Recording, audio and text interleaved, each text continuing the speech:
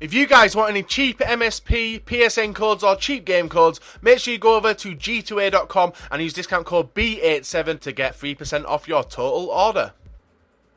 Hi guys and welcome to the final upgrade episode of F8TAL, the European, well it is a UK tour, isn't it? Now if you guys haven't checked out any of the channels which are in the UK group, go and check them out, their links are down below in the description. Drop a like rating on the videos, I'll try and hit over 4,000 likes, subscribe if you're not already, and this is a team how it does look. Unfortunately, no upgrades from the last episode. That is because we had, and a lot of you guys may remember that screen, 0 fucking K to spend. Now the reason that was because I got absolutely smashed and I need to change that up. But I made a bad decision. That bad decision was the fact that I decided to go and hybridize a team. If I had not hybridized a team, I would not have players on low chemistry, which has happened now.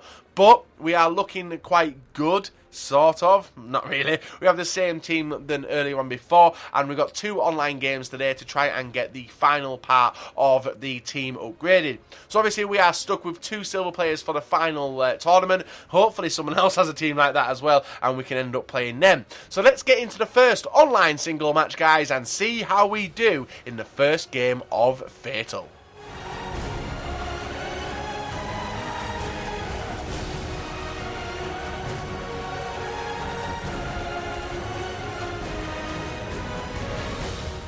So 2 bad things happened in this game. We come up against a team with a legend card, Inform Lacazette, Biani, Pogba, Team of the Year Silver. Quite annoying, but that was the first annoyance I did get from the game itself. The second annoyance was the fact that we were playing in fucking snow. Now, if you guys have played in snow, it makes the ball bounce around horrendously. It looks bad on the eyes. It makes me need to wear sunglasses, especially with people using white balls and also white kits. As you can see, he basically blends in with the snow. Oh no, look, we've lost Perez. Can't see him anywhere because he is in the snow, and we can just see a highlight of pink.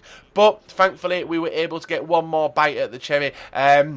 It was a hard defence to break down. It was a pretty crap goal to score, but it was rounding the goalkeeper and tapping it in. We made it 1-1. But there was one more turn of events in the game which would set up the remainder of the game for me and him, really.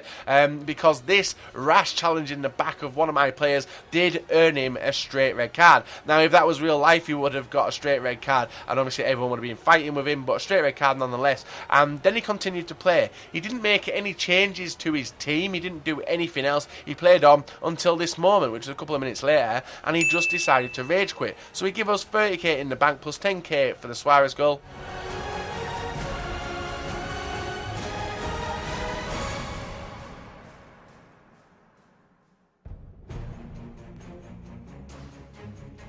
And there we are. So we got 40k from the first game. We come up against this team with Inform Lacazette again. Hazard, Sanchez, a nice looking BPL team with Lacazette not on full chemistry, even though the team is on full chem. I'm not going to be complaining about that, and nor will you guys either, because this game was quite a fun one to start off with until he did actually somehow manage to get through a ball to Lacazette, through to Oscar, and Oscar gets a straight run through at the goalkeeper, smashing it into the back of the net and making it 1-0. But then the game started lagging a little bit. So, we do manage to break through with Suarez, same with a bit of skills, getting through, dribbling. Got wiped out, no free kick was given, but we pick up, recover ourselves very well, and do make it 1-1. Now, then the game decided to lag out. So, what I've decided to do, guys, is not count this game as one of the games, so you do obviously see the document of the documentation of Suarez's stats, which I do show at the start of every game. We've had 2 DCs now, so I think this will be his 12th game playing in the F8TAL series. We come against Sal, Emenique, Melo, Diego, Luis in CDM as well. Now, if you guys have played against David Luiz in CDM, he is ridiculous, like really hard to break down. It was the same in this game as well. I hate Luiz running at me in defence, never mind in the midfield. You just don't expect him to be there. But Luis Suarez does get us off to a nice start in the game in the 8th minute with a little bit of individual skill. and makes it 1-0. 30k in the bank from this game alone. So for us to try and correct the mistake that I made with hybridising the team and not sticking with La Liga, we need to get goals. And when you're wiping out players with diving headbutts, you're not going to be getting that, especially when MNEK is a proven goal scorer, a proven beast on this game as well. If you guys haven't used him, recommend using him. I did build a team with him this week, so make sure you do go and check that out as well. So he makes it 1-1. Then it all changed pretty quickly. David Luiz taking the ball, MNEK able to run through with his fast dribbling and strong. Some bad defending and bad player changes from me, as well as a bad commitment to the goalkeeper coming out. He does make it 2-1 and goes into the lead. Frustrating as fuck. Now, I was trying to pass the ball out, trying to dribble as well with Suarez just to try and get some goals, but it just wasn't working. He was nicking the ball off me, not just with his defenders, but with David Luiz in CDM. If you guys have used David Luiz in CDM, let me know what you think of him, whether you enjoy using him on low chem, and whether he's just as bad as he is in defence when you play against him. So MNEK makes it 3-1. Yes, this is not good at all. But then a little bit of light did come through. Suarez linking up with the rest of the players, trying to deceive them, and he does able to dribble on through and smash it into the back of the net and make it 3-2.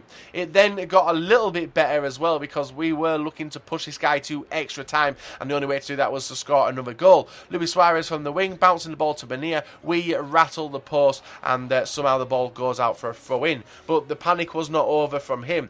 Now watch the animation of his guy's defender in this. We whip the ball in with Pedro, and this player moves away from his ball. The keeper goes nowhere near it, and Modric is able just to tap it into the back of the net and make it 3-3. So the ability to push it to extra time was sorted, but there was one more turn of events in the game. He got a straight red card with one of his players, Naldo I think it was, and then we realised that Rakitic has a crazy free kick similar, if not better, to Suarez. We rattle the post, and Modric is there to tap it in and take us into takes us not the need to take us into extra time. We actually do walk away with a victory and walk away with money in the bank to spend for you guys. So there's two options we can take with this. We can put two players in the team, which would get us onto full chemistry, who you will see in a moment, or we could try and put some bigger and better players in the team also. So regardless of the fact that we do have 80,000 coins to spend, we're going to go with a different choice now. So